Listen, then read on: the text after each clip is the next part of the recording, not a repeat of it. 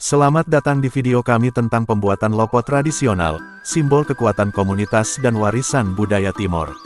Perkembangan dunia teknologi informasi multimedia saat ini, sangat berkembang pesat dan merubah ke berbagai sisi, untuk dapat berperan aktif dalam teknologi informasi karena dapat menampilkan model 3 dimensi dari sebuah objek sebelum dibangun secara nyata, dan dapat dimanfaatkan untuk menjelaskan tentang media pembelajaran dan budaya daerah yang sulit disampaikan secara konvensional.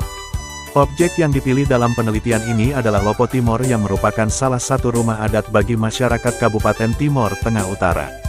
Kabupaten Timor Tengah Utara merupakan salah satu dari 4 kabupaten Provinsi Nusa Tenggara Timur, di mana jumlah penduduk Pulau Timor mencapai 451.922 jiwa dengan luas wilayah 3.955,36 km persegi. Penduduk Timor Tengah Utara terdiri dari wilayah 3 suap raja yaitu Biboki, Insana dan Niomafo. Salah satu kekayaan arkeologi masyarakat atau Inmeto adalah arsitektur bangunan rumah adat yang secara eksplisit menunjukkan ciri kekhasan budaya masa lampau, sekarang, bahkan pada masa-masa mendatang. Lopo, atau yang dikenal sebagai Uim Lopo, merupakan salah satu bentuk rumah adat yang sangat penting bagi masyarakat atau Inmeto di Pulau Timor, khususnya di Kabupaten Timor Tengah Utara. Rumah ini tidak hanya berfungsi sebagai tempat tinggal, tetapi juga memiliki makna sosial, budaya, dan spiritual yang mendalam bagi komunitasnya. Lopo memiliki ciri khas berupa bangunan bulat dengan tinggi sekitar 5-6 meter dan lebar 4-6 meter, atap dari alang-alang, serta lantai dari tanah. Struktur ini dibangun dengan menggunakan bahan-bahan alami yang kuat, seperti kayu dan tali dari hutan. Lopo berfungsi sebagai tempat untuk berbagai kegiatan sosial dan ritual, termasuk musyawarah keluarga, upacara adat, serta sebagai tempat tinggal laki-laki. Di dalam konteks sosial, rumah ini menjadi pusat pengambilan keputusan dan penyimpanan barang-barang berharga.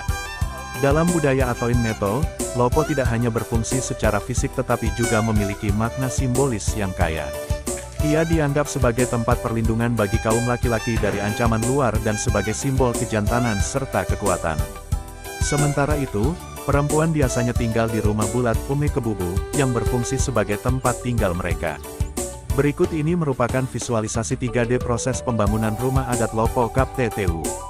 Proses pertama membangun lantai atau dasar lantai, yang biasa disebut dalam bahasa daerah, Naijen.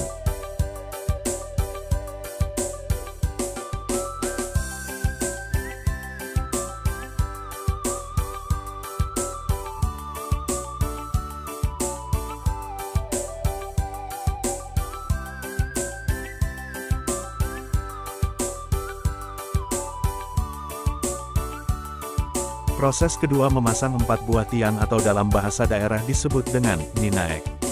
Berfungsi untuk seluruh fungsi rumah adat. Proses ketiga memasang 2 buah balok pada keempat tiang. Papan ini dibuat bertujuan untuk menahan tikus agar tidak naik ke loteng. Proses keempat memasang 2 buah balok penghubung tiang utama atau biasa disebut dalam bahasa daerah yaitu suit. Proses kelima, memasang kerangka plafon atau disebut dalam bahasa daerah, nonof, yaitu bahan yang digunakan untuk membentuk lingkaran menghubungkan 2 balok yang disebut suit.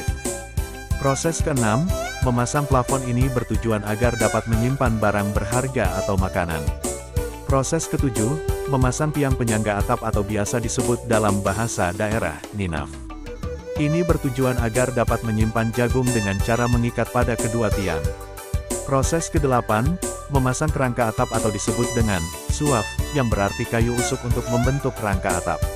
Suaf dibuat untuk menghubungkan usuk yang satu dengan yang lain atau biasa disebut dalam bahasa Indonesia yaitu kayu bambu hutan yang sudah dibentuk untuk membentuk kerangka atap.